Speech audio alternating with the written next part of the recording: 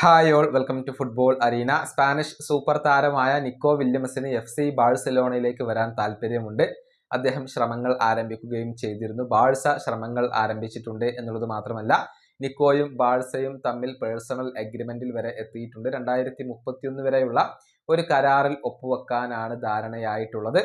പക്ഷേ ലാലിഗയിൽ താരത്തെ രജിസ്റ്റർ ചെയ്യാൻ കഴിയുമോ, അതുപോലെ തന്നെ അത്ലറ്റിക് ക്ലബ്ബ് ആവശ്യപ്പെടുന്ന തുക നൽകാൻ FC ബാഴ്സലോണയ്ക്ക് കഴിയുമോ എന്ന കാര്യത്തിലൊക്കെ ഇപ്പോഴും സംശയങ്ങൾ നിലനിൽക്കുകയാണ്.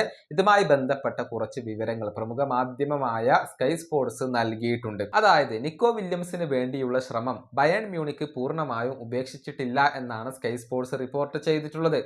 നേരത്തെ FC ബാഴ്സലോണ താരത്തിന് 7 മുതൽ 8 മില്യൺ യൂറോ വരെയാണ് സാലറി ആയിക്കൊണ്ട് വാഗ്ദാനം ചെയ്തിട്ടുള്ളത്. എന്നാൽ അതിനേക്കാൾ കൂടുതൽ സാലറി ഈ ജർമ്മൻ ക്ലബ്ബ് താരത്തിന് വാഗ്ദാനം ചെയ്യുകയാണ്. അതായത് 12 മില്യൺ യൂറോയാണ് സാലറി ആയിക്കൊണ്ട് ബയേൺ മ്യൂണിക്ക് ഇപ്പോൾ ഈ താരത്തിന് ഓഫർ ചെയ്തിട്ടുള്ളത്. സാമ്പത്തികപരമായ അതല്ലെങ്കിൽ രജിസ്ട്രേഷൻ പരമായ പ്രശ്നങ്ങൾ കൊണ്ട് നിക്കോയെ കൊണ്ടുവരുന്നതിൽ FC ബാഴ്സലോണ പരാജയപ്പെടും എന്നാണ് ബയേൺ മ്യൂണിക്ക് ഇപ്പോൾ പ്രതീക്ഷിക്കുന്നത്. അതുകൊണ്ട് തന്നെ താരത്തെ ലഭിക്കാനുള്ള സാധ്യതകളെ ബയേൺ മ്യൂണിക്ക് ഇപ്പോൾ തള്ളിക്കളഞ്ഞിട്ടില്ല. എന്നാൽ നിലവിൽ നിക്കോ വില്യംസ് ബയേണുമായി ചർച്ചകൾ ഒന്നും നടത്തുന്നില്ല. ബാഴ്സയുമായി അദ്ദേഹം പേഴ്സണൽ അഗ്രിമെന്റിൽ എത്തിയിട്ടുണ്ട്. തന്നെ എത്തിക്കുന്നതിൽ ബാഴ്സ പരാജയപ്പെട്ടാൽ മാത്രമായിരിക്കും അദ്ദേഹം ബയേണുമായി ചർച്ചകൾ നടത്തുക എന്നാണ് ഇപ്പോൾ അറിയാൻ കഴിയുന്നത്. ഏതായാലും നിക്കോ വില്യംസിന് ബാഴ്സയിലേക്ക് എത്താനാണ് ആഗ്രഹം.